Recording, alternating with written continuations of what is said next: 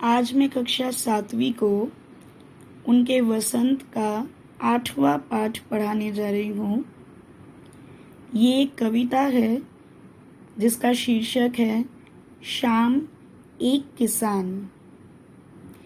कवि का नाम है सर्वेश्वर दयाल सक्सेना।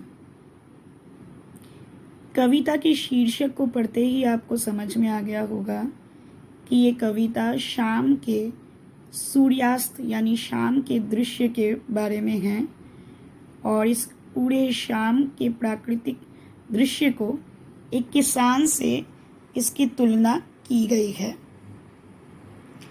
कवि सर्वेश्वर दयाल सक्सेना ने कहा है, उन्होंने किसान के रूप में जाड़े की शाम यानी सर्दियों की शाम के प्राकृतिक दृश्य का चित्रण किया है। इस प्राकृतिक दृश्य में पहाड़ जो है वो बैठे हुए एक किसान की तरह दिखाई दे रहा है और उसके ऊपर जो आसमान है वो उसके सिर पर बंधे साफे या पगड़ी के समान लग रहा है। पहाड़ के नीचे बहती हुई नदी घुटनों पर रखी कोई चादर सी प्रतीत हो रही है और पास ही जंगल में पलाश के पेड़ों पर खिले हुए लाल लाल फूल जो हैं वो जलती हुई अंगीठी यानी बोरसी के समान लग रहे हैं।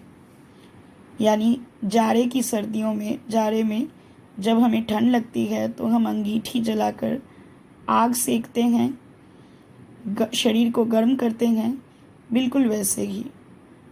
और पूर्व क्षितिज पर घना होता हुआ अंधकार जो है वो झुंड में बैठी भेड़ों के समान लग रहे हैं और पश्चिम दिशा में डूबता हुआ सूरज जो है वो किसान के हाथ में सुलगती हुई चीलम की तरह लग रही है जिसमें आग जल रही है।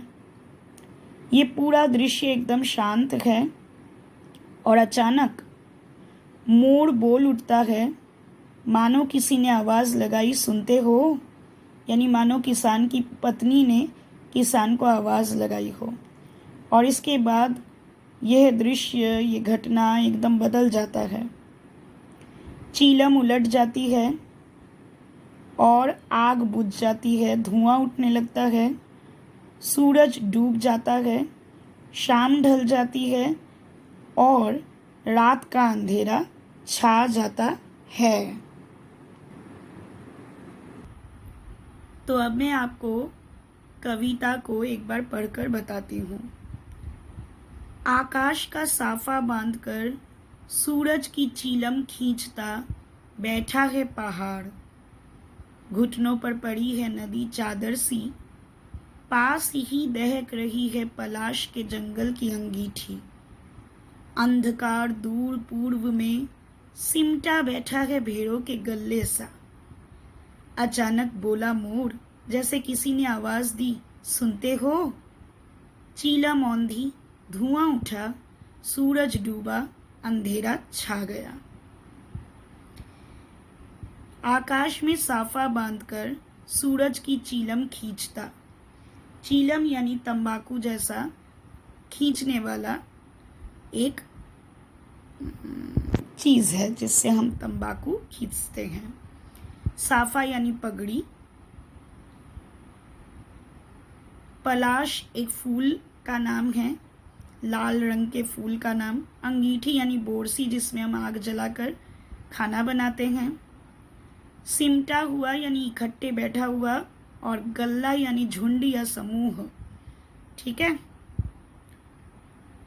तो प्रस्तुत पंक्ति में दरअसल सूर्यास्त के प्राकृतिक दृश्य का वर्णन किया गया है।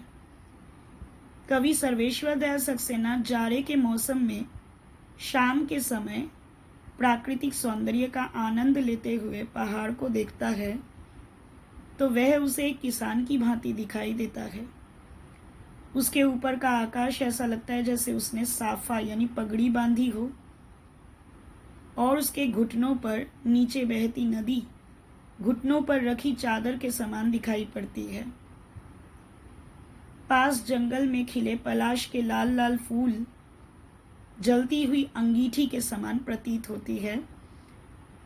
ऐसा लगता है कि अंगीठी अपने ताप से जाड़े को कम कर रही हो। पूर्व की दिशा में क्षितिज पर गहराता अंधकार झुंड में बैठी भेड़ों के समान है, जो समूह में है यानी झुंड में है।